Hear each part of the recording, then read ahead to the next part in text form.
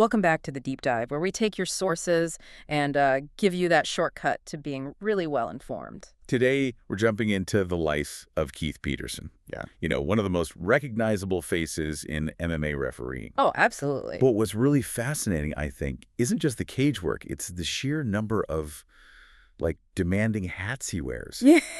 MMA ref, hardcore singer, dad. And a full-time diesel mechanic. It's just a phenomenal mix of careers. Right. Our sources really paint this picture of a man defined by, well, a single principle. Unwavering. Applies to fixing an engine or stopping a fight. Exactly. So our mission today is to unpack that. We're looking at these sources, focusing on his famous no-nonsense approach. Yeah. And how that consistency is the key to juggling these four really distinct high-pressure worlds. We want to see how that philosophy translates, from the grid of the garage right into the chaos of the octagon. And we've got great material here. It mixes his professional criteria with some surprisingly raw personal stuff, too. Okay, let's unpack this then. Starting with that phrase, the one that really defines him. That phrase, yeah, it's got to be no nonsense. But here's the thing. He didn't actually give himself that nickname, did he? No. Surprisingly, it was the commentator, John Anik, who coined it first. Ah, okay. It just stuck, Yeah. because it perfectly fit Peterson's really straightforward style in life and work. It's like a brand built on just being consistent. But he's not totally rigid. Right, The sources mention he's not a robot. right. He admits it's not, absolute. He does allow for a little nonsense, as he puts it. Okay. Specifically for holidays, maybe his birthday. Yeah. But yeah, when that cage door shuts, the nonsense stops. The rigidity comes right back. What really stands out, for me anyway, is how seriously he takes the job. He compares refereeing to being a brain surgeon. Yeah, that's not just talk, is it? He sees it as potentially life or death decisions. Exactly. He says the core principle is, pretty simple on paper. Stop the fight when it needs to be stopped. Make sure the fighter leaves healthy enough. Healthy enough to fight again, or just live their life? Yeah, continue their career, be with their family. He puts their long-term health, their life, outside the cage, above everything else. That's his criteria. Unwavering. And he needs that consistent line because, fighters try to mess with that, don't they? Pre-fight mind games. Oh, yeah. He mentions guys coming up saying, "Don't stop this, ref." You know the type. Right. And what does he do? He listens, lets them talk, but he holds that line. He just can't let outside pressure shift the criteria he uses to keep them safe. It's interesting how that consistency kind of acts like a lie detector. Totally. He points out this psychological irony. The fighters who tell him beforehand they're willing to die in there, Yeah. they're often the exact same ones who end up tapping out. Huh. So the no-nonsense isn't just safety. It's cutting through the bravado. Yeah, the performance. Getting to the reality of what's happening right then and there. Makes sense. He's the closest one there. He hears things, feels the energy in a way cameras just can't capture. Right. And when he looks back at his work, he only reviews the fights where he thinks he might possibly have made a mistake. Doesn't watch the good ones. Nope. Doesn't bother. Says that's a relentless focus on finding and fixing failure. Wow. That's intense self-critique. Definitely. If you only study your mistakes, you're bound to get better, right? And you can bet that same diagnostic thinking applies to his day job, too. We'll get back to the mechanic stuff, but his journey to the cage actually started in it. Yeah, he fought amateur for about 3 years. MMA, Muay Thai, kickboxing. So what made him switch? Well, dedicating the time needed to really train and fight just wasn't sustainable long term. Someone suggested judging, maybe being an inspector, just to stay involved. But that wasn't the main push, was it? No, the real nudge came from a mentor figure, an older ref named Donnie Carol. He'd actually refereed Peterson's own fights back in the day. Wow. Small world. Yeah. And Carol apparently saw something in him, told him straight up, "You'd be really good at reefing." And that kind of sparked it all. Though Peterson notes, sadly, that Donnie Carol passed away some years later. Yeah, a critical moment. Uh-huh. Because switching from a fighter's mindset all about winning to a referee's all about safety, Yeah. that's a huge mental shift. Must be. Peterson talked about one of his first amateur refs. The kid was getting beaten badly, and it hit him. I'm the one who has to stop this now. That's the moment the weight of responsibility really landed. Exactly. And that experience, that understanding, paved the way for the big leagues. His first UFC gig was UFC 101, Philadelphia, 2009. He refed the first two fights on the card. Yeah, and you get a sense of how new it all was for him then.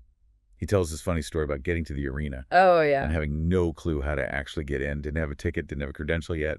He'd only ever been to fights as a competitor or just a fan before. Had to figure it out on the fly. Pretty much. He also mentions Mark Goddard, another top ref, was working that same card. So it was definitely his step up to the elite level. That leap from local shows to a UFC event, that takes serious dedication. Immense. But the sources show he already had a good eye. He remembers refereeing guys like Paul Felder, Aljoy Kinte, way back on the local scene. He saw it then. Yeah, recognized immediately they were just on a different level. That gives him perspective, right? Knowing the whole journey from local hopeful to UFC star. Absolutely. He's seen the entire spectrum of the sports ecosystem from the ground up. But let's be real, the fight game isn't always stable financially. No way. And the sources make it clear Peterson never put all his eggs in that basket. He leaned on something completely different for stability. The ultimate contrast.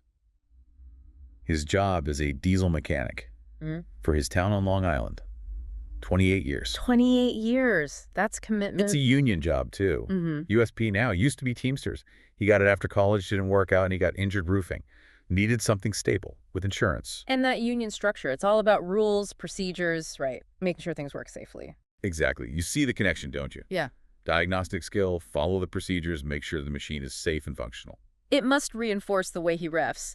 If an engine shows a clear failure, you stop it, you fix it. Right. If a fighter shows a clear failure point, you stop it, you protect them. It's that mechanical consistency again. It's like the mechanic's mindset, troubleshooting, objective analysis is the perfect balance to the subjective chaos of a fight. Totally. But then, just to mix things up even more, The music. the musician identity. Yeah. Singer in 2 New York hardcore bands. GFY. Which stands for Go Believe Yourself, yeah. Started in 98. And another band called Losers Sometimes Win. And he was right in the thick of that legendary New York hardcore scene. Oh, yeah. Talks about CBGB's, the iconic club. Saw bands like Sick of It All, Agnostic Front there. Even though CBGB stands for Country Bluegrass Blues, weirdly enough. Ah, yeah, funny detail. And he later played CBGB's himself with both his bands. That hardcore energy, it's so raw, so intense. It is. And Peterson mentioned being surprised, actually, by how many people in that hardcore scene were also super knowledgeable about MMA. Interesting overlap. Well, I think you can connect the dots, maybe. Yeah. Both worlds, MMA and hardcore, there's subcultures demanding absolute commitment, often painful commitment. Yeah, that makes sense. They attract intense, dedicated people willing to push limits. Whether it's a mosh pit or training jiu-jitsu, which he says a lot of his friends did, both are kind of structured forms of controlled violence, in a way. And that intensity even played a part in his personal life. Meeting his wife. Yeah, met his wife. They've been married 23 years now. She's Argentine and Italian at a Hatebreed show, famous Connecticut band. Wow, and she was into hardcore too. Well, initially she was more of a ska fan, apparently. That lively Jamaican sound from the 50s, horns, offbeat rhythm. Big difference from Hatebreed. Yeah, quite a shift. But still, you get the sense of a relationship built on like a high-energy foundation. And that same level of dedication clearly extends to his family life. Oh, absolutely. He calls parenting his 3 kids, they're 23, 19, and 14, his #1 thing. Just wants to raise them to be good people without having to, force it. And wrestling is huge for them. Massive. His 19-year-old daughter and 14-year-old son are deep into it. Peterson's now the assistant coach for the Bayshore girls wrestling team. And he runs a club with his daughter. Yeah, Empire Girls Wrestling with his daughter, Maura. He's really invested. He calls wrestling the best sport. Why? Because it teaches life lessons. Defeat, commitment, all in a controlled setting. He describes it really powerfully, actually. Right. Provides strong bonds, self-reliance. Gives kids the ability to be beaten by somebody that also cares. Exactly that phrase. It's about learning humility and empathy right alongside the physical contest. Powerful stuff. And he's applying some of that discipline to himself now, too, on the health front. Yeah, he talks about making conscious changes recently. Lost significant weight. Running every day. Stopped eating horribly, as he puts it. Was there a specific stare or something? No, not really. More just seeing health issues crop up around him, deciding he needed to be proactive. Yeah. Give yourself the best chance. That proactive mindset. We also get a really touching detail about his brother, Rob. Yeah, who passed away suddenly at 50.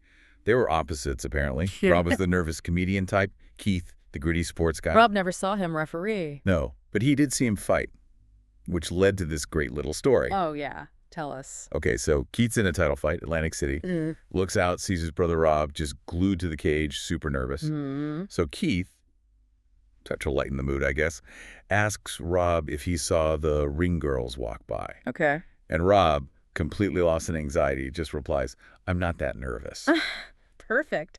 It shows Keith's cool head, right? Immune to the pressure while his brother feels it all. That no-nonsense focus lets him function where others might crumble. Exactly. And the ultimate test of that commitment, that focus, it's got to be the kidney stone story. Oh, man. This story is wild. Refereeing a main event. Not just refereeing. Refereeing while dealing with 2 kidney stones and staples in his stomach. From having his appendix out. Twice. Just showing up under those conditions is already insane dedication. It was a big local main event, a real opportunity, and he just wasn't going to miss it. But the detail, the truly unbelievable part, is passing the first stone in the bathroom at the venue, right before the fight. He said he heard it hit the porcelain. That ting. The famous ting. And then he walks out moments later, fans cheering him, calling him a legend, totally unaware of the battle he just fought in the restroom. Just incredible. And the second stone? Passed that one on a plane to Seattle a week later.